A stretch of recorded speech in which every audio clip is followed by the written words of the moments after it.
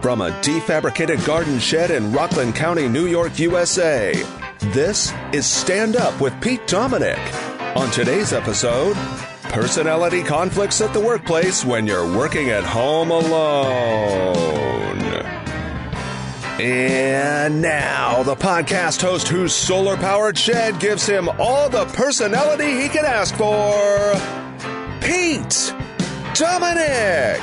Yes, indeedly do. Thank you very much, Pico, and thank you for pressing play on today's episode of Stand Up. I've got two great guests joining me today from the Craig Newmark Graduate School of Journalism in New York City, the great Jeff Jarvis, and before that, one of the greatest journalists of our generation from The Atlantic and more, the great James Fallows joins me. But quickly before we get started, want to mention I'm planning on going live with comedian Jay Black. Noel Casler can't join us today. During today's day 4 of the January 6th committee hearings, I'm trying to see if I can convince J.L. Covan or somebody else to join us, but look for me going live on Twitter during the hearings today. Also, thank you to all of the very, very kind, overwhelmed with compliments and kind words about yesterday's episode of the podcast where the girls, my daughters Ava and Julia, and I interviewed their grandfather, my father, for Father's Day.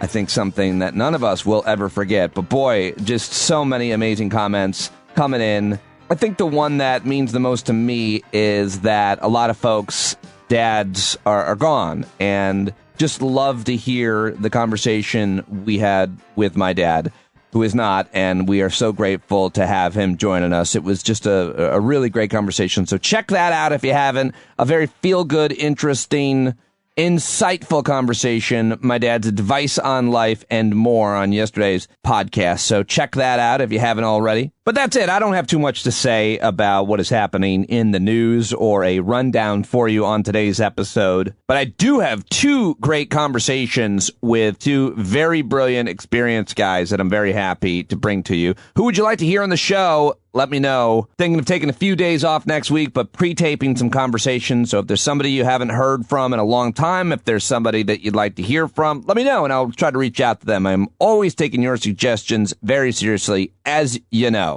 StandUpWithPete@gmail.com, and I can't do this without your support. So if you haven't signed up for a paid subscription, please consider it for as little as $5 a month. Go to StandUpWithPete.com, StandUpWithPete.com right now. Oh, man, what a day yesterday. Ups, downs, all arounds, but feeling strong going into my Wednesday. Where are you at? Let me give a shout out to the great Vicky Body Robinson, who is one of the best, greatest people I've ever met in my life, a longtime listener, and lots of folks know who she is. She's been on the show herself. She just came down with the Rona, and we're all wishing her our best, and reach out to Vicky at VIK Body Robinson. Vicky Robinson, everybody, with the Rona, but she'll be fine. You better be okay, Vicky. And if anybody else has come down with an illness or a loss, we have a great community of folks who support each other in so many different ways. Hope to see you at Thursday night's hangout. And now, all that said, let's get to it, shall we? All right, like I said, coming up with the great Professor Jeff Jarvis talking about journalism, media, politics, and more. But first, I've got one of my all-time favorite journalists himself. He's a national correspondent for The Atlantic magazine. He's written for the magazine since the late 1970s. He has reported extensively from outside the United States. He worked as President Carter's chief speechwriter for a time. He's written 10 books, including Blind into Baghdad, Postcards from Tomorrow Square, Breaking the News, How the Media Undermined American Democracy, and most recently, China Airborne, The Test of China's Future. He's won the National Magazine Award, the American Book Award, a New York Emmy for a documentary series on China, and with his wife, Deb, they co-authored Our Towns, a journey into the heart of America, where they went to small towns all around the country, profiled them. It's just a fantastic initiative that goes along with it as well. So check that out, and check out my conversation with James Fallows right now on Twitter, by the way, at James Fallows. Oh, and don't forget to go subscribe to his Substack, Breaking the News, fallows.substack.com. And here we go. I was saying, the phrase "I beg your pardon" is a great phrase, and you were saying that's topical because, of course, we saw John Eastman begging for a pardon. And you are, of all people, are great to talk about all things history as they are now, James Fallows. And thank you so much for joining me. Pete, it's a delight to talk with you yet again. And I don't think we've ever had a discussion where the word pardon was so much in the air since we weren't talking together back in 1974 or 75 when that was last in the news.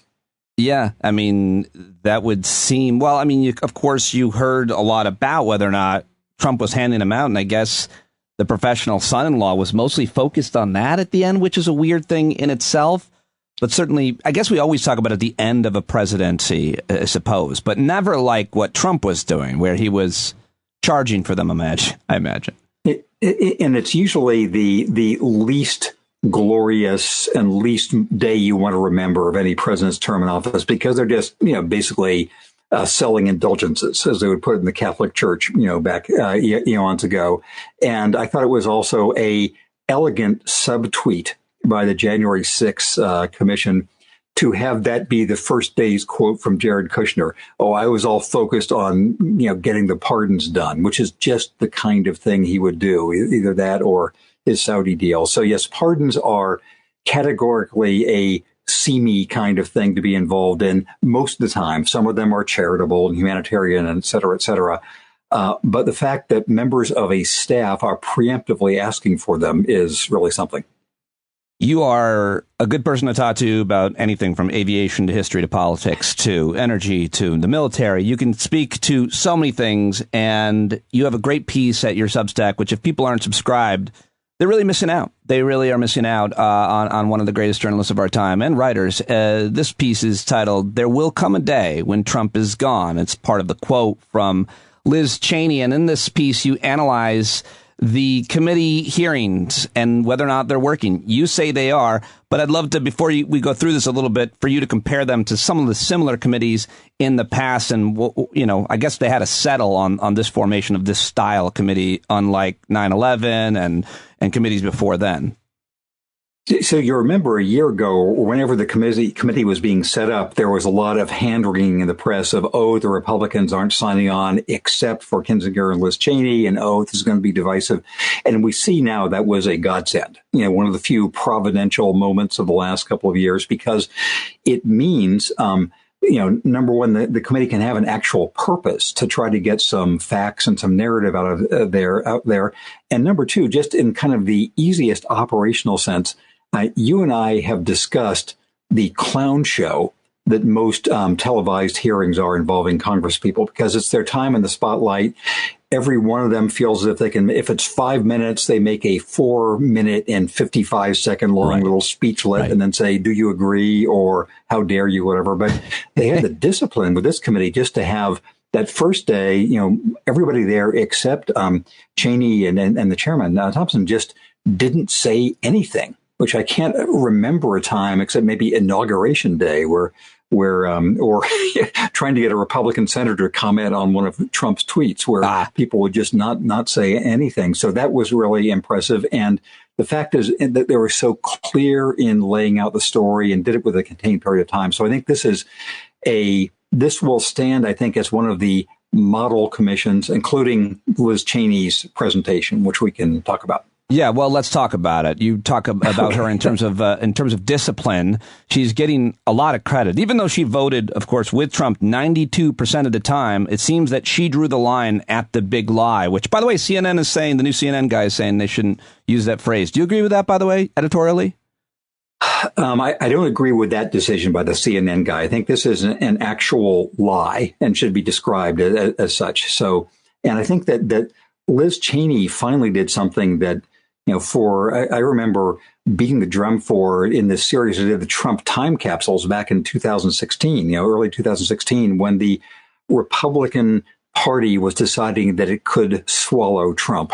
That there are all these people who one after another had said Trump is, the end of the party, but they all came to terms with him. And Liz Cheney finally was saying, no, there are such things as standards. And I am not a supporter of Liz Cheney. I have been a big historical foe of his father, Dick Cheney, dating back, before the Iraq War days. But I thought this was really a steely, and magnificent performance by her. Whether it will have an effect, I don't know, but it doesn't matter. Listen to James Fallows writing at Break the News about Liz Cheney. She was magnificent. No sentence in her presentation was over-delivered. Every word and every sentence landed to maximum effect. Her performance should be remembered alongside that of Joseph Welch nearly 70 years ago in the Army McCarthy hearings. I guess my favorite two words, or phrase at least, now I'm paraphrasing, about Liz Cheney was when she talked about Giuliani and said he was apparently inebriated, which is an interesting word to describe intoxication at a hearing like this. But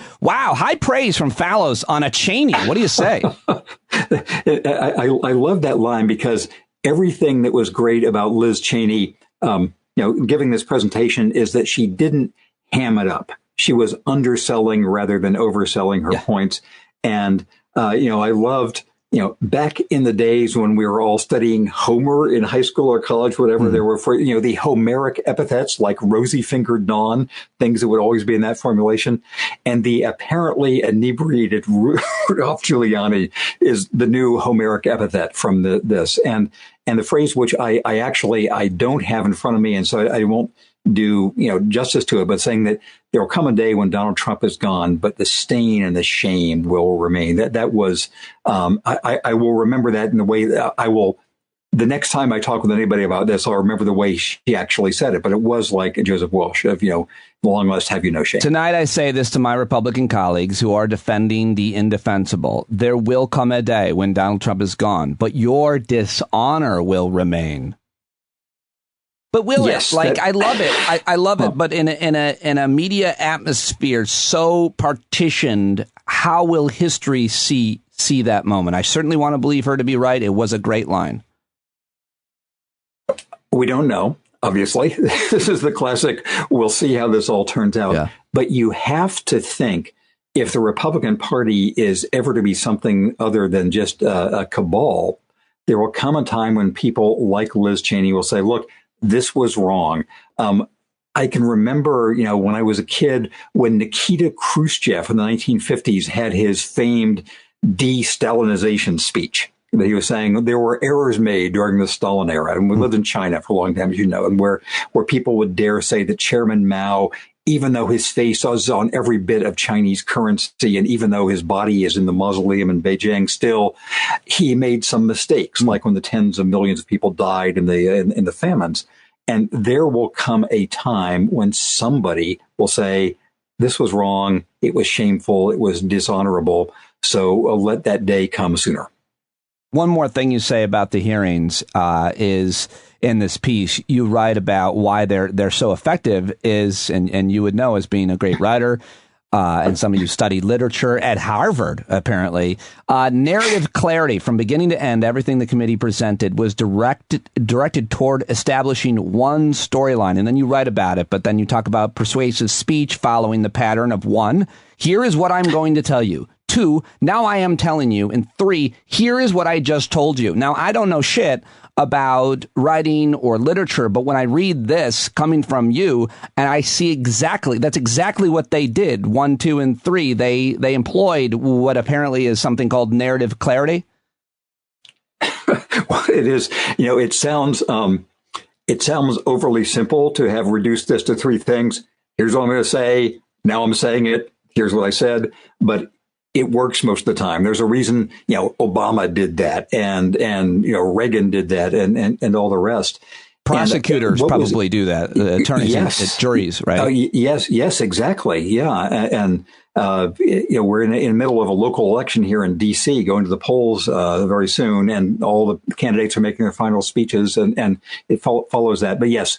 Prosecutors and anybody arguing before a jury, that's the perfect example where you have to set them up for a show and then wind it up at the end. I thought the committee, it was interesting to me, having been awash in the news of the recent months, of how clear the narrative was. We're going to show you this was planned. This wasn't just some big thing that got out of hand.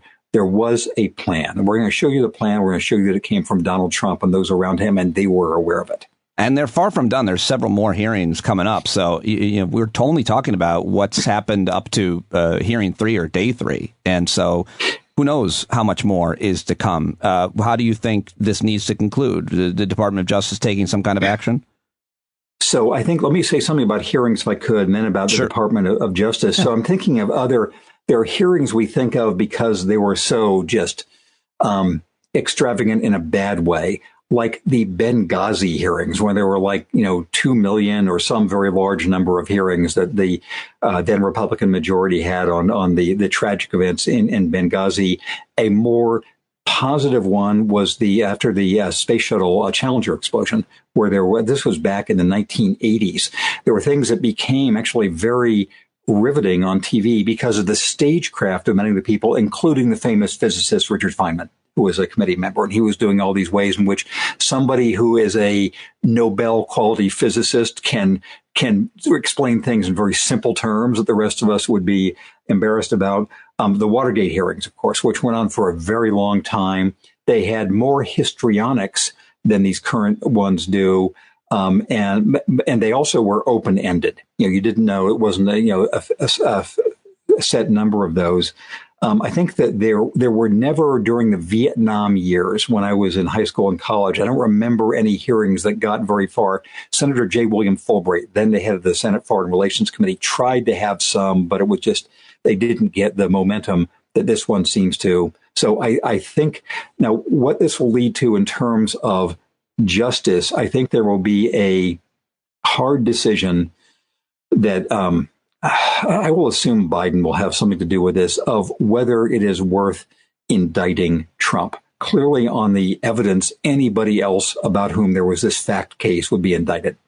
But only 45, 46 people in history have been president. And what are the stakes for indicting somebody?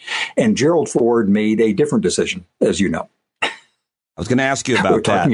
Well, I was going to ask you about that. So how did Gerald Ford's, how does, at least your opinion of history, interpret Gerald Ford's decision to pardon Nixon? And what did that mean for your boy, Jimmy Carter, who you, of course, were a speechwriter for? So in a trip down memory lane, when let's go. In the end, I guess it was in August of 75, August 8, something like that, where Nixon finally resigned. And the precedent for that, I'm just looking this up to be sure. I'll get it. I'll get it. You talk. Hold on.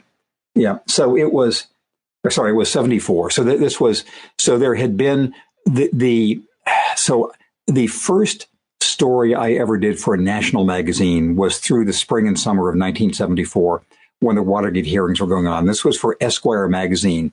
And I followed a very right-wing Republican congressman from Los Angeles called Charles Wiggins. And this was a story that just checked in with him every couple of days for the 4 or 5 months of this decision. And he was, during the Watergate hearings, he was a big Nixon defender. Then, when just a couple of days before Nixon left office, the Supreme Court unanimously ruled that Nixon had to turn over the White House tapes. And, we won't go into the whole White House tape story. But after that, a number of prominent conservatives led by Barry Goldwater, and Chuck Wiggins was one of these two, went to Nixon and said, okay, you're not going to have any votes on your side. We're going to impeach you. We're going to vote you out. We're going to convict you of impeachment, which no president has ever had happen to him before. And Nixon then resigned.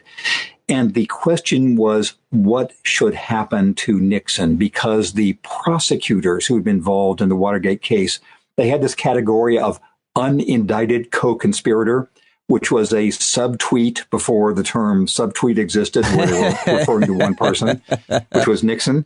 And the question was, did he get indicted? Would he be invited? And so Gerald Ford, who had never been elected to either the presidency or the vice presidency, Nixon appointed him after Nelson Rockefeller died. He decided a couple of weeks into the presidency that he would preemptively pardon Nixon of any possible later indictment that was involved in this. It was a very controversial decision. A year, 2 years later, when I was working for Jimmy Carter, who was running against Gerald Ford, Carter didn't twist the knife, but it was a problem for Ford. And it was a benefit for the Democrats that Ford had pardoned Nixon and spared him culpability. Although I'll just say two more things about this point. One is there was a bargain that Richard Nixon made that Donald Trump, nobody has suggested him making yet in what Merrick Garland doesn't do, which Richard Nixon agreed to go away. Now, he left the White House, which nobody had ever done before or since, and he just was out of public life for a long time. Trivia question. The airplane Air Force One has had one more takeoff than landing in its history, because Air Force One is the title for whatever aircraft is bearing the incumbent president. So the 727, I think it was then, took off as Air Force One with Nixon aboard. Yeah. And 3 hours later, his resignation went into effect, and it was no longer Air Force One. So it landed. Strangely, it landed as Eastern Airlines 112. Now, how do you explain that, Fallows? So there is a term of art. I think it's Executive One or whatever. It should have been Eastern Airlines, or Spirit Airlines. I was going to go Panama. It just seemed too soon. And the other thing, just to say, is that the first words Jimmy Carter said in his inaugural address, in the early 70s, 1977, as I recall, having worked on that, was to thank Gerald Ford for all he had done to heal our land, which included the pardon. It's a hard call. Right. Because whether or not it was healing or divided, you use the word culpability, and we can use the word accountability for any of the major scandals this country has faced, from Iraq to the financial crisis to, we can talk about, obviously, everything happening with Trump. But I think did you tweet this or did you write it at Breaking the News? But something about, a deal potentially being made where Trump agrees, not to run or to kind of be quiet in lieu of not being prosecuted. But I mean, I don't know anything about how such a thing could happen legally. And it's not like Trump does a handshake. He'd be like, sure, I won't say anything. Okay. All right. I'm going to start talking and I'm running. Like, I don't understand. So there is a way. Yes. So I am not a lawyer, as we put in, bold type, et cetera. So I haven't seen these deals made, but there is if Trump had been, in theory, Trump could have been impeached and convicted even after his term was over. And the point of that is that somebody who's been convicted on an impeachment count cannot run again. Right. And so there could be some counterpart of that if Trump could agree that in exchange for the federal government promising not to prosecute him for any crimes between 2017 and 2021, he would agree to observe the terms as if he'd been convicted. He's not being convicted, but so that is, again, not a lawyer, but that is an idea. Well, all of your ideas are based on, probably in this case, some legal experts' good ideas that you've heard and talked about. Let me change gears real quick and just ask your take on, again, kind of a historical perspective of what you think of the reputation currently of the institution of the Supreme Court of the United States in light of many scandals and potentially some pretty consequential decisions coming down this month. And of course, everything that's happened around Clarence Thomas's wife, Ginny Thomas. I mean, this is the last institution that had any semblance of respect, according to the public polling on it would seem. And now it seems like everybody's going to see it as political. But of course, I think you can teach us that it was often seen or always seen as political. So what are your thoughts on where the Supreme Court is? So I think the Supreme Court is, in my lifetime as a dreaded baby boomer, this is the absolute nadir of its reputation and esteem and respectability. But it's not off the historical norm. John Roberts, if he has nightmares, it's probably that he would be classed someday with Justice Roger Taney, who was the Chief Justice for the Dred Scott decision. And so the Supreme Court was an instrument essentially of slavery for a long time. In the late 1800s and early 1900s, it was like Tammany ward healers. It was not seen as any kind of outpost of probity. There were some excellent people there. William Howard Taft became Chief Justice, Oliver Wendell Holmes, et cetera. But histories of Franklin Roosevelt's first couple of years in office, he was in perpetual war with a kind of right-wing Supreme Court, more or less like the current six. I won't say. I'll say people holding. I'm avoiding the word justices, just the six members of the court now. And so I think that the Supreme Court, so during the, say, 50s, 60s, 70s, 80s, there was a sense that it was serving as the super ego of American politics. It thought it was in the sort of arc of history bends in a long way. Even there was an impeach Earl Warren movement. And I think now it's back to plain Newt Gingrich style politics. And I'm sure this bothers John Roberts almost as much as it bothers you or me, because he is the person nominally in charge while Clarence Thomas is there. which makes you think, according to the con law scholars that I talk to on a regular basis, that maybe John Roberts would be the mediating force somehow, or the moderate, which is hard to believe based on some of his historical stance. But I guess it doesn't matter anymore because now it's 7-2, 6-3. And the question, the operational question, we can stipulate, as they say in the law, that neither member of the Thomas household has any sense of shame on these matters at all. Ginny Thomas was fomenting the January 6th people, as we have heard, and Clarence Thomas, it doesn't care manifestly. And so the question is whether John Roberts, whether there's any leverage he has with Alito, no, or anything with Kavanaugh or Gorsuch or Barrett, makes him think, the arc of history is long, and give them a little Liz Cheney speech. And I don't know that there's any evidence in what, Gorsuch is sort of a pro-Native American rights guy in a number of his rulings. Kavanaugh has seemed not to want to be his caricature. So I don't know, and I guess we'll see as these rulings come out. You talk about shame. I feel it's a fancy of the past, Mr. Fallows. Shame. This is our fallen world, and yet we all struggle on. We do. Let's talk about how you're struggling on in D.C. Let's do a little local politics. You've been tweeting about this. Of course, you're a voter there, and you're paying close attention. I mean, some people might think local politics is boring to hear about or listen to or think about. But as I've gotten involved, I found a whole bunch of new friends and a new sense of purpose. I've knocked on doors. I've made phone calls. I've been at different kind of rallies for this Board of Education campaign, and it has been ugly and fascinating, and most importantly, jubilant with a triumph. Where we beat back the bad people. But what's going on in D.C.? What would be an issue that folks are discussing there? Because within Washington, D.C., you kind of think that most people there are on Earth One, as I call it, not conspiracy theorists. They're kind of, Democrats, progressives, a lot of black folks. What are the issues? So the issues, excuse me, there's some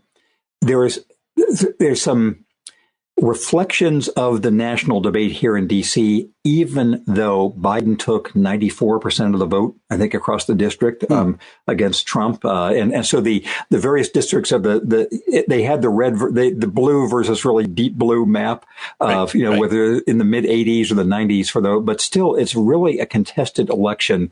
And there are there's one issue that has sort of nationwide resonance, which is being fought out here, which is the public schools. And sort of the conservatives who are in race for the city council seats and the mayor's race essentially are very strongly pro charter school.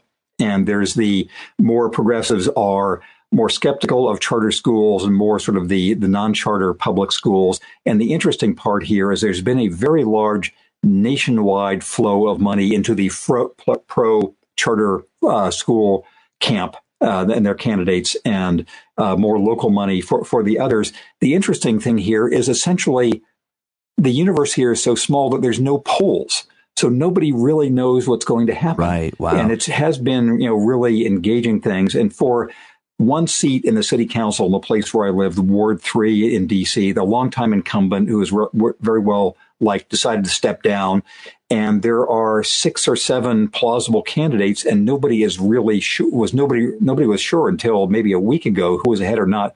But now it's sort of clarified into the charter schools guy and the other guy. And that is how things are aligning. And in the mayor's race, it's essentially how do you feel about D.C.'s overall course, including the current Mayor Bowser, in standing up for D.C. on statehood against Trump and his, sort of taking over the city of the Black Lives Matter poster, and whether you think D.C. is growing in the way it should or growing in a San Francisco or Seattle way that is too sort of rich people and developer friendly. So that's basically the issue there. Wow. Fascinating. I feel like all the education experts and teachers I talked to about the charter school debate have found it settled, and then policy has found it settled from Newark to New York to every major city, Chicago in America. And the simplest way I see it, because, nuance doesn't matter. Plus, I only have about a minute on it. But it's this. charter schools create a lot more losers than they do winners. Yeah, if you get in, great. If you get a job there, I guess great, but it just does not work. It's not nearly as effective as public education, which, with all of its flaws, has succeeded around the world and in this country. It built this country. And so it just seems winners and losers in the end. There are a lot more losers in charter school. That's why when you get in, like the families are cheering, we got in. And the rest of the family's like, well, we didn't. That is a great way to put it. And tomorrow when the polls come in, you can see whether in Ward 3, Matt Fruman, the non-charter school guy, or Eric Goulet, the national charter school guy, which one comes out on top. That's essentially what's being waged here, neighborhood by block. Before I let you go, I just want to get you one more read on how you're following and how you're thinking about Russia's invasion in Ukraine, which I've been scolded by many to make sure that I mention it started in 2014, not 120 days ago. This, I never thought, again, as a boomer era person, that we'd ever see land war in Europe like this, or ever see just so naked an invasion. This is something we haven't seen on this scale for a very long time. And so I hope that, I don't know what the way, I know who I am for and against here. I just don't know how to do any more than to keep supporting the people we do. Right. Do you think that the American, the support that we've been affording them has been enough? I guess it's really, and the reason I'm vaguing this up is I don't really know enough to be able to say anything with precision. I do think that, from the beginning, Biden and most of the Europeans have said, we're not going to, have the actual land war against Russia on. But so I guess I don't know whether more of these missiles, more of other things would make a difference. I don't know.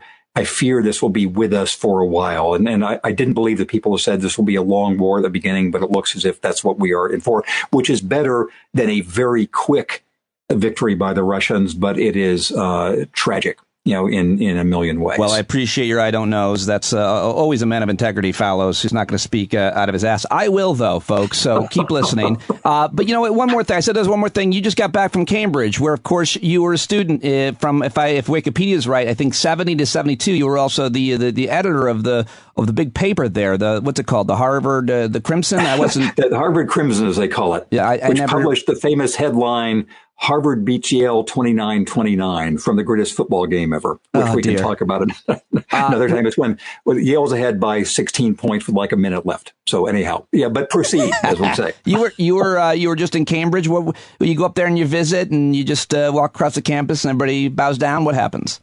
Fallows. It was the delayed reunion, the delayed 50th reunion of my beleaguered college class, and I had the joy of going into the office of the Harvard Crimson, which looked the same as when I was there, long ago, and meeting the person who now has, these decades later, the same job I had as president of the Crimson, a young woman originally from Bogota, Colombia, named Raquel Coronel Uribe, who said that all of her colleagues on the paper, including her, want to be journalists when they grow up. I think once you have the spark of reporting, that's what you want to do and hold people accountable. So I felt better for the future of the world seeing these young people, 50 plus years younger than me, who want to go out and save the world. Well, I'm glad to hear that. Are you sure you didn't grab her by the shirt collar and said, have you thought about welding or a trade, young lady? Don't you want financial security? That's awesome. Yeah. In Casablanca, when Rick says he came to Casablanca for the waters and he was misinformed, that's like people going to journalism for the good pay. Yes, right. That's why you have a skilled trade rather than journalism. But yes, well, I felt better about the world seeing. Yeah, and I feel better about it as well, hearing it from you, and a positive note to end on. James Fallows, I always like to remind you that when I asked you one time, what is your favorite thing about your job and your career, you quickly said, it affords me the opportunity to talk to interview really smart people. And I remember thinking, oh my God, that's how I feel when I talk to you. And I also remember looking up, because you're quite a bit taller than me. So that's how I see it. Well, it is always just a delight to talk with you and to listen to you and follow what you're doing. So thank you for including me. Thank you. Talk to you soon. Deb sends all of her best wishes. Give her mine. I love reading everything about our towns and what you guys are doing, flying around the world. It's such a great experiment and initiative. Tell her I said hi. And happy Father's Day, sir. Sorry. Should have led with that. Thank you. I've said that to my 2 sons who have children themselves. Very nice. Same to you. All right, there he goes. James Fallows, how about it? The legend. Fallows.substack.com. Go subscribe right now. Follow him on Twitter. Tell him you heard him here on the show. At James Fallows. Please go let him know, because I absolutely love talking to him, as I hope you can tell during that interview. And now it's time to get to my second guest on today's show. I try to do 2 brilliant people every day. Who would you like to hear? As always, let me know. They refer to him as the media pundit's pundit, author of several books, one of Howard Stern's favorite commentators on media. He blogs about media news at buzzmachine.com, co-hosts the podcast This Week in Google, and of course, he is the director of the Toe Knight Center for Entrepreneurial Journalism at the City University of New York, Craig Newmark's Graduate School of Journalism. He's a regular on cable news, where I have sat next to him many times, and oh, what a career he has had. I could go on and on. But let's get to my latest conversation with the great Jeff Jarvis on Twitter at Jeff Jarvis, buzzmachine.com. Here we go. Okay, I have got him now. Always happy when I get a yes from the great Jeff Jarvis, who joins me to talk about a wide range. Why would I ever say no to the opportunity to be on with you? Well, you might have something going on, something more important than me. I have no life. No, you were fine. Visiting. You can always call me whenever you need to fill the show, which I know what happens. You can always call me and say, I can always get Jarvis, and it'll be fine. Oh, I don't know. I'll be here for you. I make no assumptions, but I am always very gratified when I get a yes from you. And I'm gratified to be asked. So lots to talk about with you, and very happy to have you joining me, because there are so many things that we can talk about. But first of all, let's just talk quickly about, in case people haven't heard, this guy named Eric Greitens, because I don't know how big of a deal it is, but I think the interesting topic is that the more extreme you are, the more criminal you are, the more likely you are to win a Republican primary. I guess that's where we're at. These days, absolutely true. Shannon Watts of Mom's Demand tweets about this new Eric Greitens ad that's been taken down by some, I think, YouTube or other places. I think YouTube took it down, but still on Twitter. Yeah, it's on Twitter, at least as of Monday afternoon. She writes, Shannon Watts writes, after former Missouri Governor Eric Greitens, whatever, was charged with violent sexual misconduct, his ex-wife says he bought and hid a gun. He also threatened to shoot himself unless she supported him publicly. Now he's threatening to kill his political opponents. Now, do I play this 38-second video for audio for people? I think this is contained enough that you do. Okay. All right, here it is, 38 seconds. I don't think you share it broadly, but I think we can talk about it. I think people should hear this, and they should know it's Eric Greitens with a shotgun and a militarized SWAT team. 38 seconds. I'm Eric Greitens, Navy SEAL, and today we're going rhino hunting. The rhino feeds on corruption and is marked by the stripes of cowardice. Breaks into a house.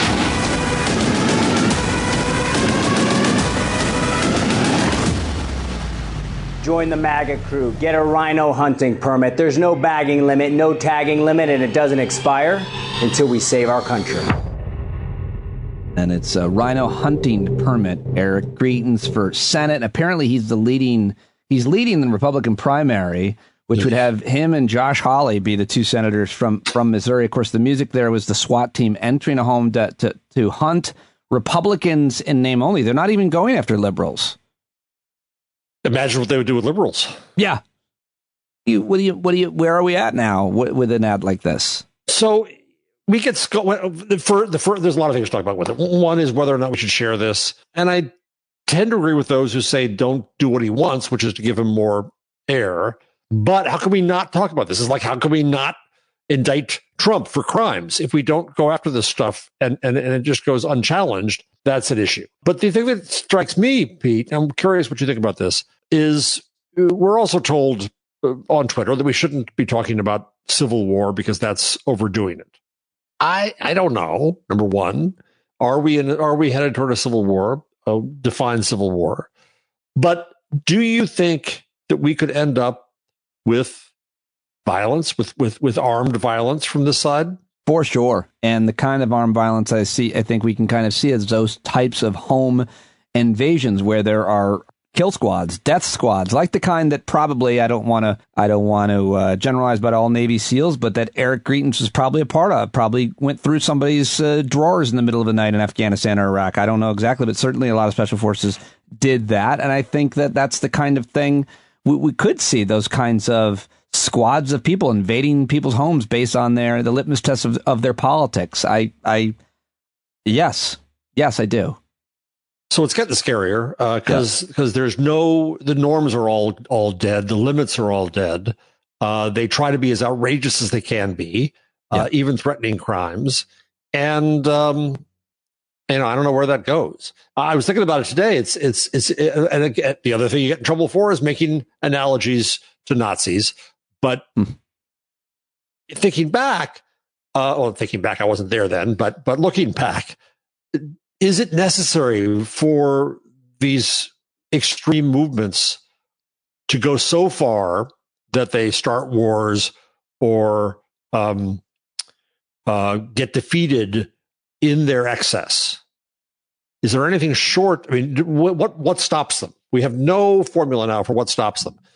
We're under a tyranny of the minority of the country, and I don't know how to get out from under it because they're manipulating the systems and destroying the institutions quite successfully. Yes, no, well said. And I think one way that they get around it is they start to normalize. I mean, as you've seen, and we can talk about January 6th, the Proud Boys going to rallies and trying to have fights with people and just start screaming, fuck Antifa, to running for office, to being politically active, to taking off their Proud Boy shirts and putting on their khakis and so on. And they're on your school board except for you. Yeah. Yeah. They're trying to gain seats in the Republican Party organizations within states, and they're doing it. I've seen a lot of reporting on it in certain states. So which one is scarier? The more violent. Yeah, and the Texas GOP this weekend. Yeah. It's as if the game were, what's the most outrageous thing we could possibly vote on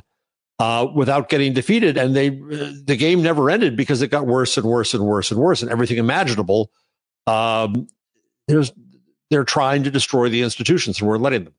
Yes, certainly are. That's why people have to go local, get local, and do whatever they can, because if they don't, conservatives or those on Earth 2 or the Bannonites, they definitely will. So it's clearly, I mean, if Eric Greitens wins in Missouri based on an ad like that, what a weird. Where do we live where people would support a guy who had been accused of all those things, who had to resign, but I guess, he's Navy SEAL, he's MAGA. What else do you need to know? Well, that's the honor now. That's being the renegade. And I always get amused when we watch, I'm sure you do it too. I watch Morning Joe, and Joe laments the passing of the conservative movement and thinks that he can shame Republicans by saying, you're no conservatives. They don't give a damn. Yeah. That's so far gone. The game is to be as destructive as possible. Somebody said shame is so 2014. Yeah. Yeah, no, that's all good points. But speaking of your buddy, Joe Scarborough, who you love to hate, and I don't hate him. I just disagree with him frequently, but not all the time. Well, you're very critical of him, and I agree with all your criticisms. And I like the format of that show. I love the Willie Geist, and several of the other cast members. But as soon as he starts talking, I just know we're not going to get to a question for quite some time. I'm usually not that interested in what he has to say. And I guess the only thing so fascinating is his lack of self-awareness. Nonetheless, is that he even jokes about it. Does he? Oh, good. Oh, yeah, he does. But you know what drives me crazier is Mike Barnicle. Oh, interesting. I kind of like Barnicle. Just because he's the old columnist, the old grumpy columnist. Yeah. And I used to be a columnist, and so I know what it's like to have nothing to say today, but you have to say it anyway. and they kind of go to him and say, well, America's not like that used to be. And as a fellow old guy, I think he just kind of drives me nuts. That's fine. I like that. I'm going to rethink him. Anyway, we're talking. I was going to ask you about his thoughts and getting into the January 6th committee hearings. Your thoughts you were quoted in this really interesting story about how the hearings are designed to be cut up into tweets, memes, and clips. I want to talk with you about that. But first, Scarborough says about 20% of Republicans now think Trump should be prosecuted. If a fifth of Republicans think the most likely candidate should be prosecuted, what does that mean? And you're hearing from Rachel Maddow and other serious, I think she's a serious analyst, about that it's mattering. It's mattering. The January 6th committee hearings are making a difference. They are mattering even to the MAGA base to some extent. What do you think that's accurate? Yeah, a few things. To the right, the majority doesn't matter. To the right, they prosper on the minority. It is the tyranny of the third in the country. So thinking that polls matter to the right and to the GOP, utterly meaningless, I think. The other thing that I think we keep in mind, and I guess it's Michael Beschloss probably who's talked about this, is the context of the Watergate hearings. Yes. That it took time after they began before public opinion shifted. Very different time, very different circumstances. People didn't know as much about the bad stuff as everybody knows now. Some people just don't care about the bad stuff. More people cared then. A lot of differences. But one wonders how this ferments in the public mind. And so, yeah, it matters that 20% of a party think that the leader of that party should be indicted. Fine. I'm going a little nutsy these days about the New York Times. Yeah. Seems to be trying to keep him from being indicted. It's just that contrarian streak of theirs these days where they keep on saying, it could be trouble to indict him. I don't know if we should. We know that. But as your great recent guest, Rothkopf said, and how dare you make fun of his Jersey accent. Jarvis proving he listens to stand up. Go ahead. Yes, I do. So he's been saying on Twitter lately, if we do not indict him, what does that say about the rule of law? That's the worst thing. And so we've got to figure out how to do it. Whether this Department of Justice does it, I don't know. New York was my hope. It's now gone. I don't know. But if he doesn't get indicted for what he's done, do you think he's indictable? Do you think he should be indicted? Do you think they've had enough proof? I base my opinion on that on the most conservative legal analysts of such things. And from, and not necessarily my friends like Glenn Kirshner and others who obviously stand to gain off of making optimistic predictions to some extent, though I, think they're being genuine. I mean, I don't know, like Harry Littman and Judge Ludwig and people like that, conservative scholars who say, the only thing worse than indicting him is not indicting him. Exactly. And so of course it's going to be painful. Of course it's going to probably become violent. Of course he is going to go kicking and screaming and hundreds, as you and I have talked about before, of right-wing radio internet stars will profit off of all of the grievance. But yeah, I mean, based on the How can we not? Based on the scholars I've seen, criminal justice, most of them are saying we have to. My other hope is if we didn't go after him, we used to go after Ivanka and Jared. The funny thing is they're throwing dad out of the bus. So it kind of leaves him. So talk to me more about the hearings and how they're being digested into new media. You mentioned Nixon, and I guess we talk about what's the short word or language for 3 networks, 3 newspapers or something like that. But, you read the news in the morning. Oligopoly? Yeah. I'm asking the right guy. You read the news a little bit, you watch a little bit, whatever, and, you mostly get a certain type of interpretation. Now we're talking about Earth 1, 2, 3, 4, 5, and 6. So what's happening, you're saying, it's your opinion, sir, that the hearings themselves are designed for new media. I'm eager to hear what you thought as you watched the first hearing. But why don't you tell me that first? I'm curious. As you watch it, you say, this is great, or, I don't know if I get this. Two things quickly. I love that it was at 8 p.m. Mm-hmm. And the first one, and I thought Benny Thompson, forgive me, everybody gets that guy's name wrong for some reason. Maybe it's because he's somewhat forgettable. He might be the most credible man of integrity in all of Congress, and that's probably has a lot to do with why they made him the chairman. But his delivery was snoozola to me, even though he was an older black man who had seen all of the things older black folks had seen. And he talked in a folksy way about it. I was interested in it. It just didn't seem like the right tone or delivery for TV at 8 o'clock at night, given the situation. I would have opened with the video. That said, those are light criticisms. I think they absolutely are nailing it. I agree. In the end, I had the exact same reaction you did with Thompson starting. I thought, this is gonna snooze America. They're gonna turn the dial. There's plenty of dial space to turn to. And I tweeted that opinion and got absolutely lambasted, including accusations of racism, which of course I shrugged off. But still, I mean, I got crushed. It was not the popular opinion. Yeah, I didn't tweet it, but that's I had too much wine by that point. And so I thought the same thing, but the next day I saw the wisdom in it, because it is made to be turned into tweets, memes, and clips, and it has been. And if the reach in official Nielsen ratings was 20 million on the primetime night, it was much more in the total exposure. And so I think they've done it brilliantly, and even to the point of the who's the lawyer with the faucets behind him, the one who said Hirschman. Hirschman, thank you. Whatever that heck it is on his wall, I have no idea. I can't figure it out. He had he also had a baseball bat that said the word justice on it, because he's a very tough guy. And a huge panda. I didn't see that. Right in my Skype room, I think it's a new frontier. Anyway, on the hearing, we hear just a little tiny snippet of it, and I think we all wanted more. And then Cheney gives us on the social media post with more, and then we see it on the hearing in context.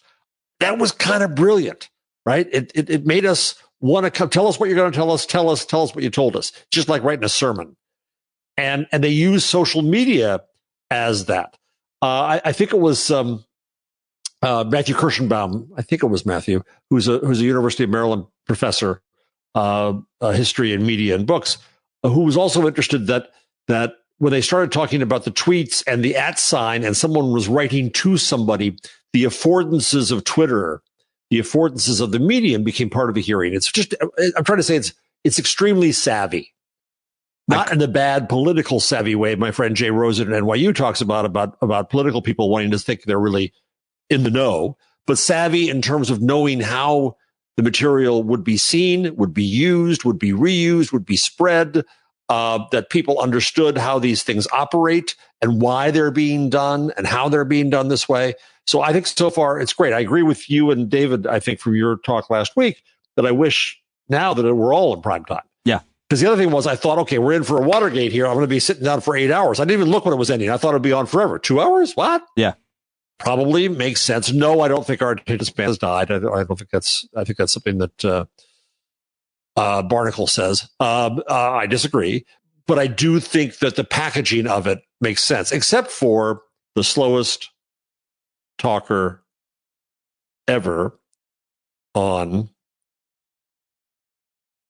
television. I know. I tweeted about that, and my wife said, some people were saying he might have a condition or something, but he just gave an interview 3 weeks ago where he was normal speed. Not like me. I'm abnormal speed. I'm really too fast. But I don't know what was going on there. And Ari Melber, I know, said that in terms of trying to produce a TV show, which is what they're doing, that wasn't their best moment either. But what he said, the substance of what he said, was important. Yeah, it's hard. It was a hard thing to understand that he didn't realize how bad that would sound. He said in his own defense, I was speak very carefully choosing my words. And it's like, well, you could still do better. And you had plenty of time to think about your answers. So I thought that was ridiculous. I've got another question for you on this. Yeah. I think it's wise that they're using Republicans as the witnesses. Sure. So you can't say, but I also worry that we're seeing, these are people who supported a felonious regime up until its end. And it seems like a redemption tour for some of these people. And that bothers me. Does it bother you? It bothers me a great deal, but I think that you can't let the perfect witness be the enemy of the result of what the goal is. Yeah, it bothers me. And I think, I still haven't forgiven the architects of the Iraq war. And I haven't, I'm still critical of my friend David Frum. But I mean, of people from years ago, I can't let a lot of those things go. But they came out, including Bill Kristol, against Trump early and many of those people. And so to some extent, there's some nuance to life and some redemption, but the one that pisses me off the most is the credit that Mike Pence is getting, simply because of two things.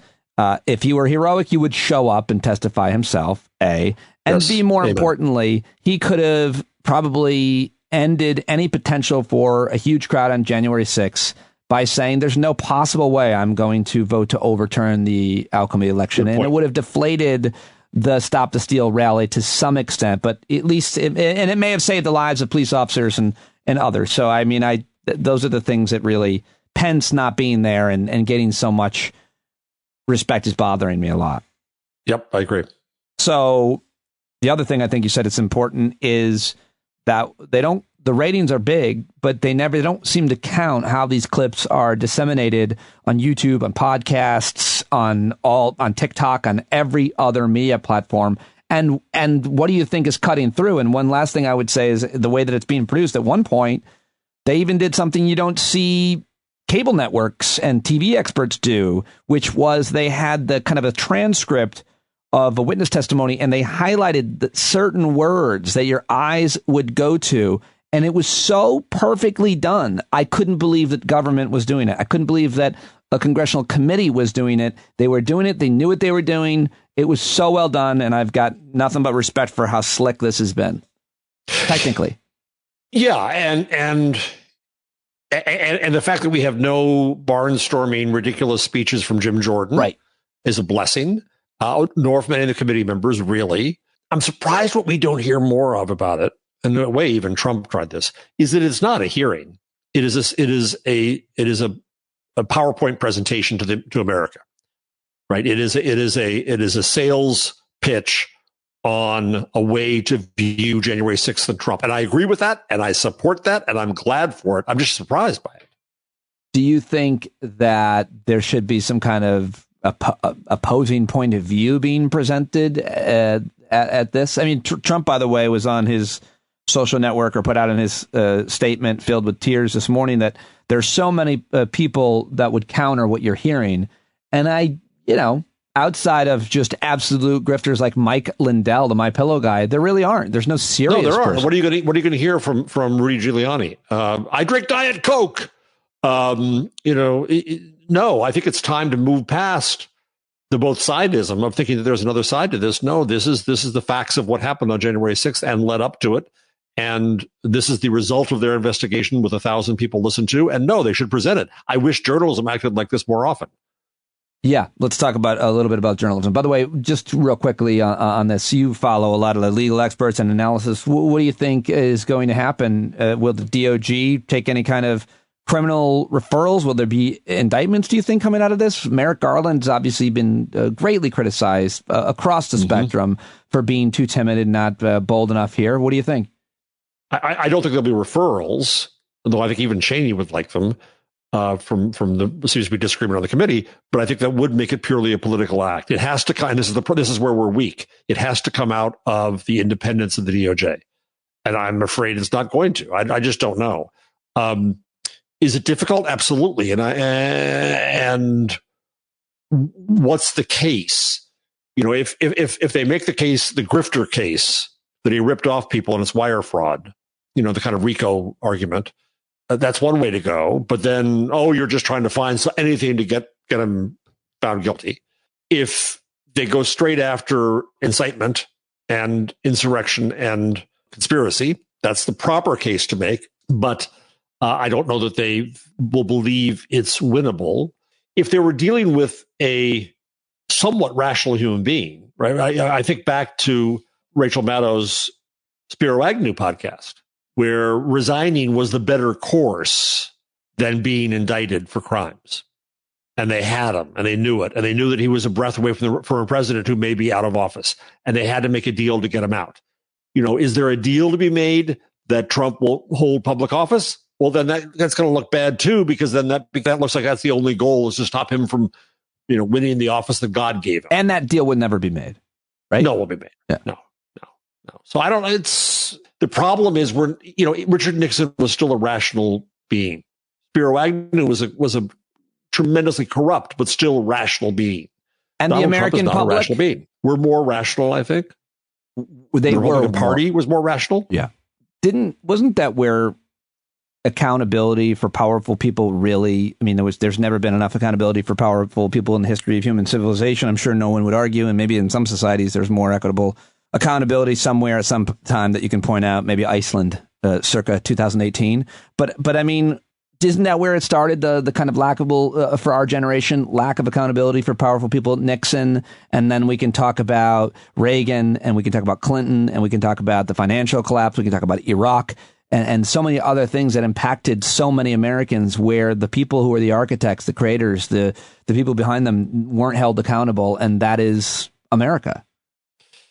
But that's one of the paradoxes of my business, journalism, is that it's in the Nixon time when trust in journalism and news started plummeting and has been going down ever since. Now, that's correlation, not causation, but I think it's a fairly good theory that some portion of America thought that journalism was too powerful, or went after Nixon, and some parts started, like icebergs coming off Greenland, started moving away from the idea of trusting that institution, and thus trusting what it said, and thus trusting facts. So, yeah, bravo to the Washington Post and Woodward and Bernstein. They got Nixon. They bagged the man. He deserved it. But I'm not sure we've yet grappled with what that has meant for where we stand today with both accountability and trust in news and facts. Speaking of trust in news and facts, let's take a look at one issue. You take a look at so many different issues in terms of how they're analyzed and reported upon, from COVID to gas prices, which is what I want to ask you about. You are angry, Jeff Jarvis. You're pissed off at the coverage of inflation and gas prices without context of the pandemic and the war. I don't know if you saw the Rothkopf soundbite I put out. You heard that interview, but he laid it out. And to me, I was telling my old man about this weekend. If you want to know about inflation, just know that every other country is dealing with this. And so it's not Joe Biden's fault. It's not. No. Yeah. The same button that Trump used to get his Diet Cokes, we're waiting for Biden to hit it to reduce gas prices. It's ridiculous. But it's even more than that, Pete. I think he had a bell that he just rang. I don't think gas prices down. Yeah. Ding, ding, ding.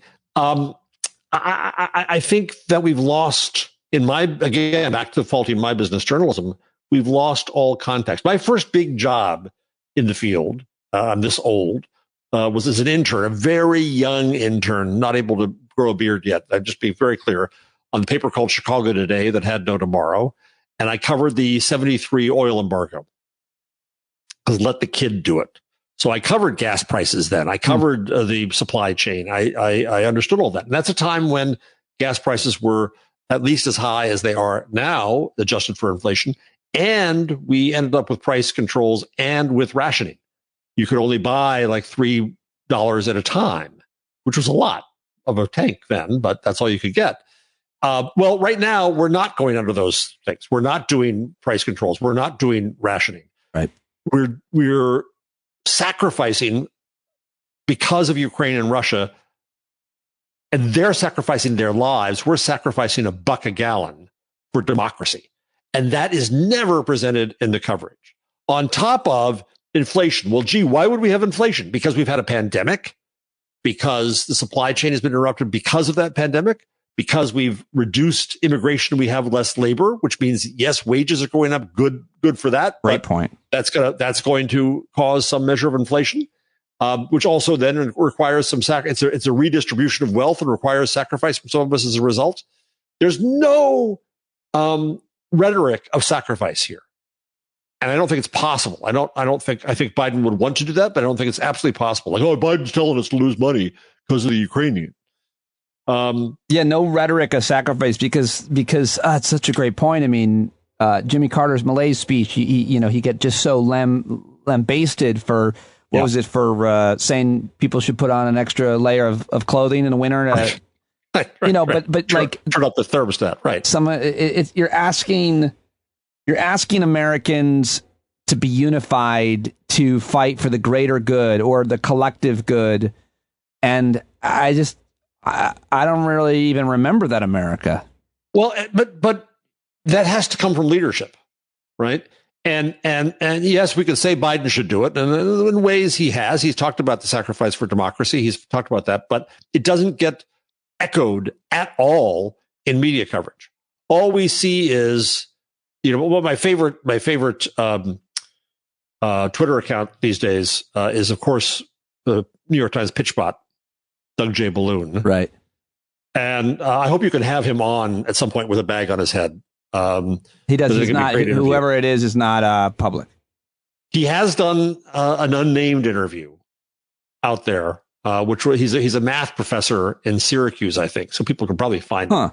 But it's brilliant. And what he, every day he posts stems in disarray as a mockery of the New York Times worldview.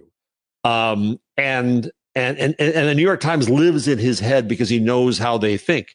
And yeah, I'm picking on the New York Times because they're the most powerful newspaper we have, and they disappoint regularly.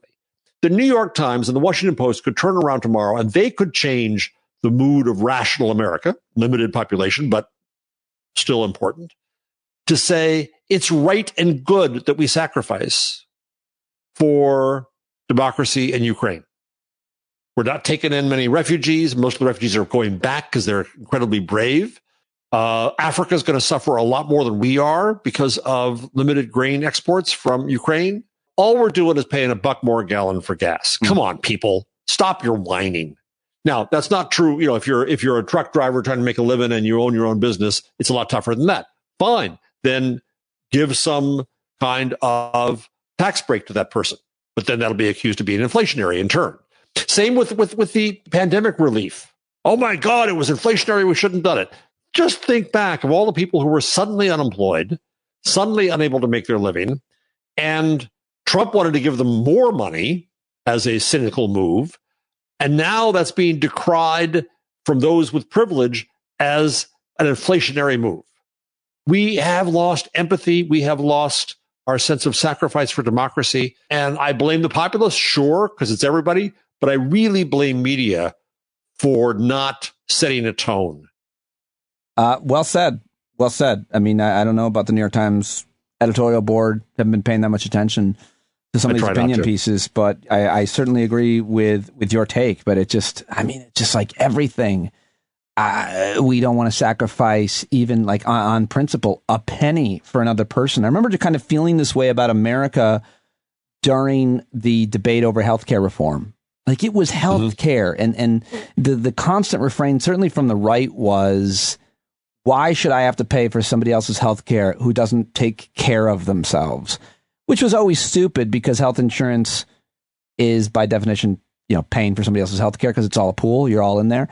But it was funny because the guy saying that was Andrew Wilkow at SiriusXM. And I was like, you're paying for mine, asshole. We work together. But and you should be more helpful, you fat fuck. Sorry, folks. I'm sorry, but he's a bastard. So the point being, even on healthcare reform, we were so heartless, or a certain segment of the population was, the Christians, if you will, that they, then of course, gas prices, that's just getting people around. I don't even want to pay a penny for somebody's healthcare. Right. That's who I feel like that's who we are. At least a frighteningly large percentage of Americans are so selfish. We can be inspired to be otherwise, I think, but we're not.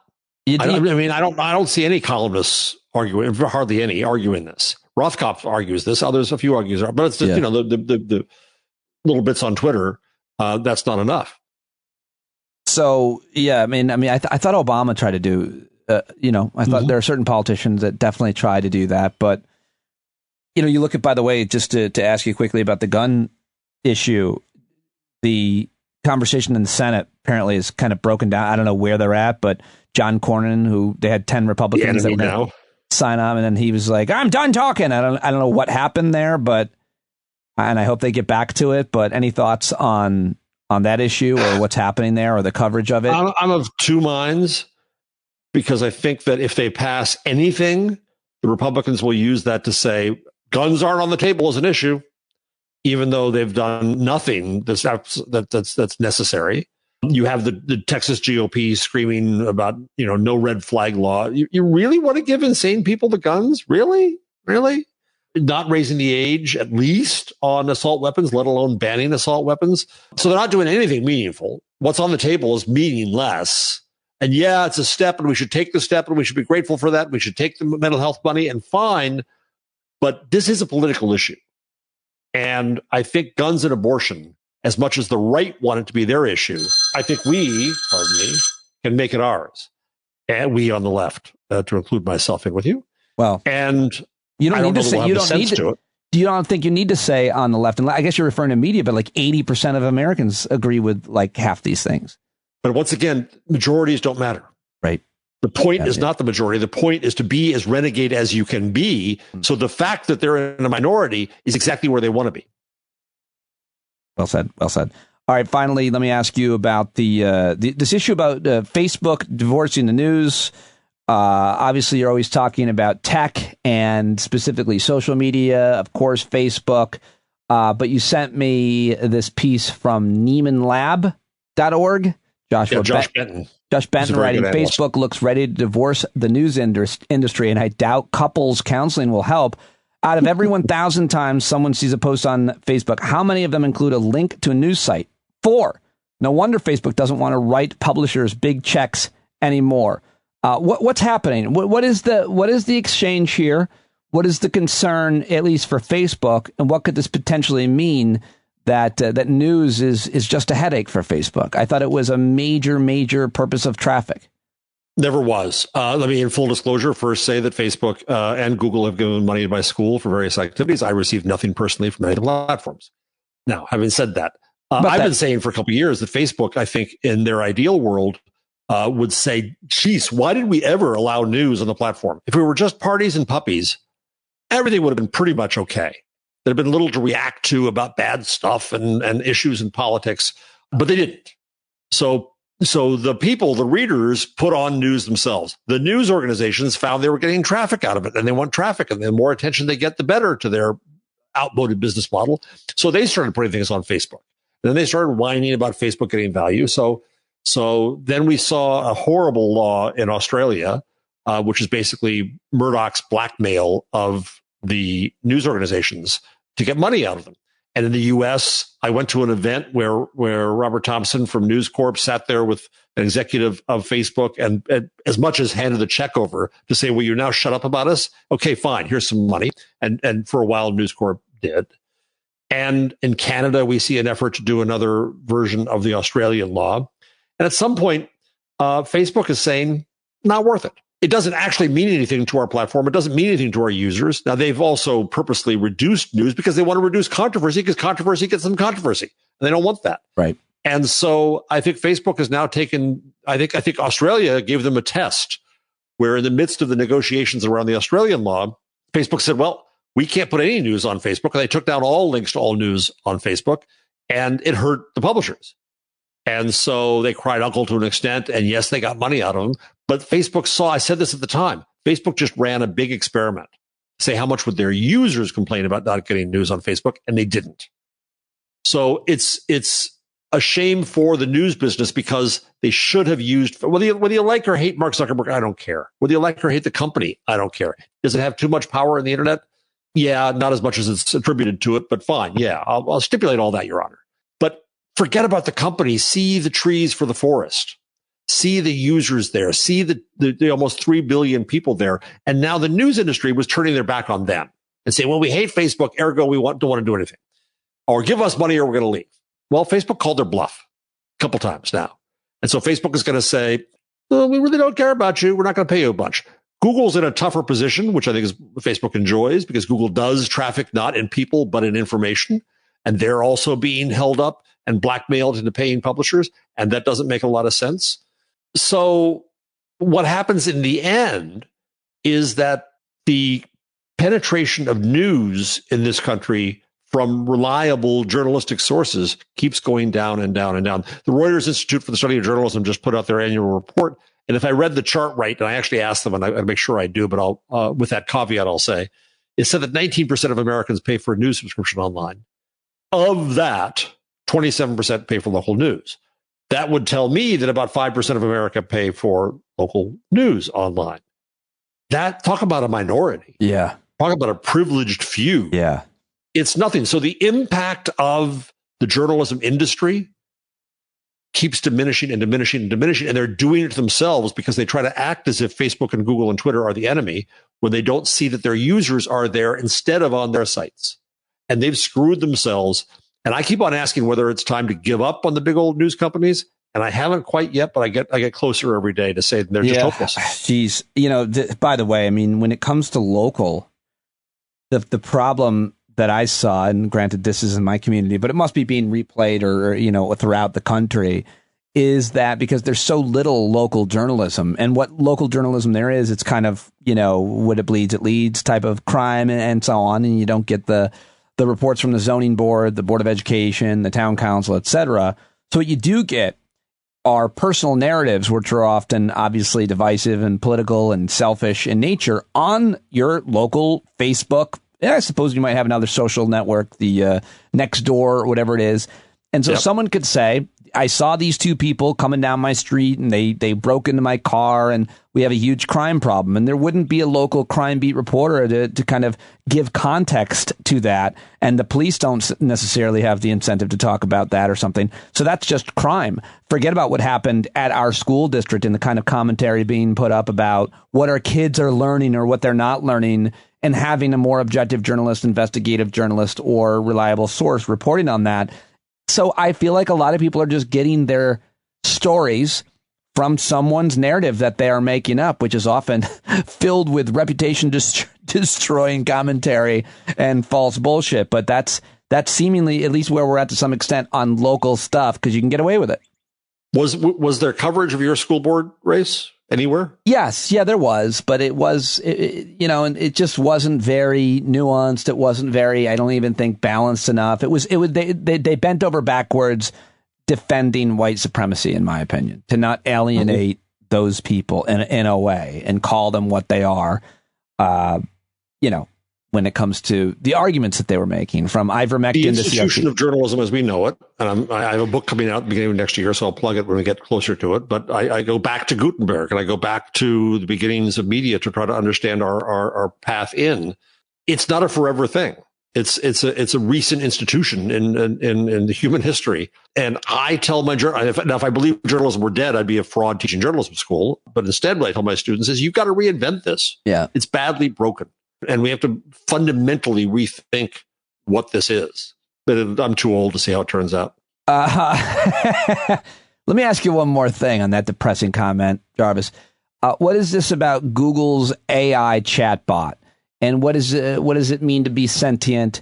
Why is that bad? Here are some of the headlines. Here's an opinion piece, Washington Post. We warned Google that people might believe AI was sentient. Now it's happening. Here is Analytics Insight. Google's AI chatbot is claimed to be sentient, but the company is silencing claims. And one more, MSNBC. Google's AI is impressive, but it's not sentient. Here's why. And finally, futurism. I said one more. Google Insider claims company sentient AI has hired an attorney. Google Insider who's making this claim has hired an attorney. I don't think I read that right. What do we need to know about this? What does sentient So this mean? was an insane story the Washington Post did a week ago, where it was a one source story, a guy named Blake Lemoine, who was a Google engineer, who decided that Lambda, which is a artificial intelligence maker of chatbots that he was chatting with, his job was to try to keep Lambda from being corrupted. But he saw something else. He thought he saw its soul. So he argued that it had feelings and it had personhood. And he went to his bosses at Google and said, Lambda wants to be seen as an employee, not as property. He went out and acquired the services of an attorney to represent Lambda. He went to the House Judiciary Committee. He went to a reporter at the Post. He showed dialogue with Lambda to the reporter at the Post. And his bosses, in his words, laughed at him, as I would have too.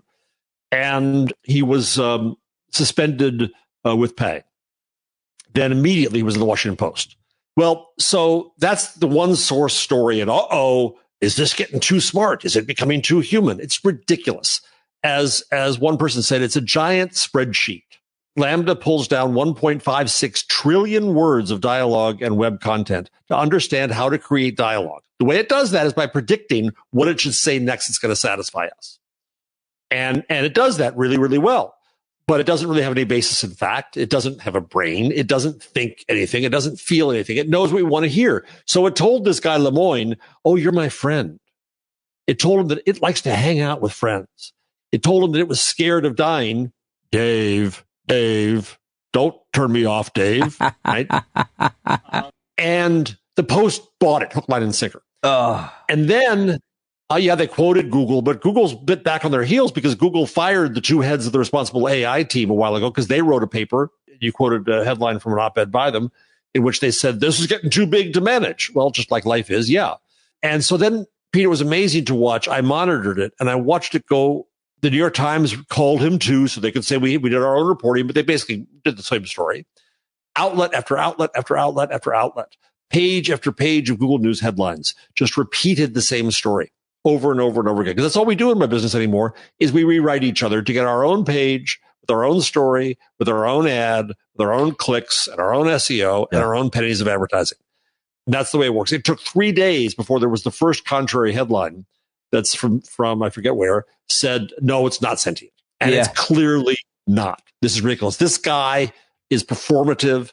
He calls himself a pagan Wiccan priest. One of the churches he says he's associated with is a parody church that worships a cartoon character with a pipe.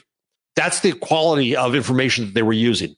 But the narrative in media so much these days is the internet's bad, big bad doings in Silicon Valley behind these big corporations. And they just jumped for a story that would fit that narrative. And I'm pissed off about it. As you should be. And it's a perfect example of what we're talking about. Finally, want to ask you one more quick thing. SpaceX apparently fired a number of employees responsible for an open letter critical of the behavior of their chief executive officer, Elon Musk, according to an internal memo. I don't want to. It's so easy to criticize Elon Musk. We absolutely should. And I read a couple stories about this, and it seems pretty straightforward. It seems like these employees of SpaceX were basically saying the kind of things that his behavior, the things he's saying, they reflect poorly on us and our brand. And SpaceX is kind of saying, shut up, we have to get to Mars. Let him, pay a woman off and buy her a horse or whatever. Let him say whatever he wants to say. And they fired him. Have you read into this? I didn't ask you about this one. Yeah, a little bit. And there's one argument that says you're work for hire, you work at their pleasure, you can get fired for anything. Another argument says that no, this was a means of labor organizing. My argument is that they were trying to defend the company, and they were looking up for the company. They were whistleblowers of a sort, and they got fired as a result. Now, the other thing that people point out is the obvious paradox here is that Musk says all freedom of speech, every legal bit of speech should be allowed. Twitter is going to be ruined with all my speech. But if you criticize me, off with your head. Right. I think, we can do a long bet here. I think that Musk is going to be a has-been in a few years. Really? There's plenty of competitors for electric cars. There's other competitors for space, and Mars does not have a business model. Nobody wants his boring holes in the ground. I think he's a little desperate for attention, and I think it's he and Peter Thiel and those sorts are looking for using their celebrity and their financial celebrity for political gain. It's very well said. I'm just thinking about that sentence. Yes, and great to mention Peter Thiel because that political gain matters to, I don't know. People say that he's obsessed with wealth and money. I don't know. At what point, once you're the richest person in the world, I mean, is that still a thing? I think you think you're the smartest person in the world because you're rich. Yeah. Kind of a Mark Cuban phenomenon. Jeff, I could ask you a million more questions. I won't take up any more of your time. I'm always happy when you agree to talk to me. Always a pleasure, my friend. Always a great conversation. I always learn a lot, and I thank you very, very much. Thank you. All right, there he goes, Jeff Jarvis, everybody. BuzzMachine.com, at Jeff Jarvis on Twitter, and very excited for that new book that he mentioned. Always great to me. Both these guys, James Fallows, Jeff Jarvis.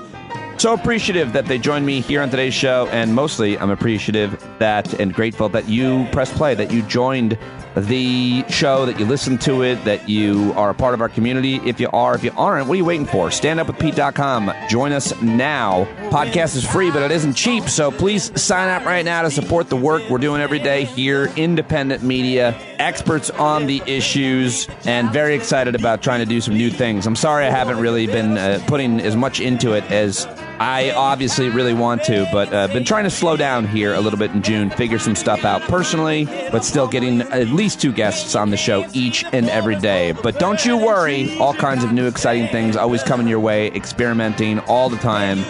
And hopefully we'll be going live on Twitter tomorrow, speaking of which, with comedian Jay Black, maybe comedian Jay Alcovan as well during day 4 of the January 6th committee hearing. So look for that, and look for me to finish up talking right now. Thank you. John Carroll, take us out. Pete Coe, thank you as always. Talk to you tomorrow.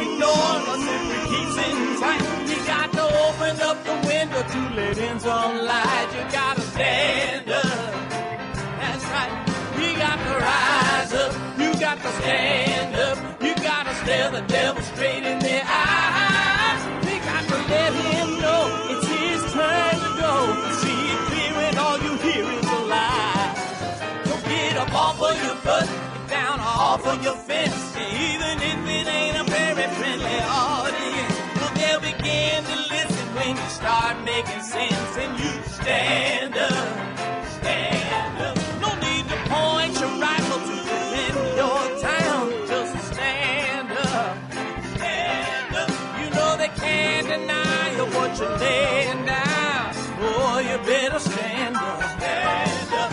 Show your face of every color, yellow, black, red, and brown. This is the place where every lost child will finally be found. There's only one thing to do before we stand our ground, and that's stand up, stand up. Well, the founding fathers saw a land for all. They had to stand up, they had to stand up. They had a keen imagination for a crystal ball, drawing all the plans of a stand up. But all they had to go on was the time they were in, with other causes for laws, and since they weren't even sin, they knew that change was gonna come before the change could begin. They had to stand up.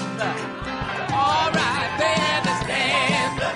We got to stand up. We got to look the devil square in the eye. We gotta let him know it's his time to go, and make it clear when all we hear is a lie. Why you lying awake wondering where the money all went?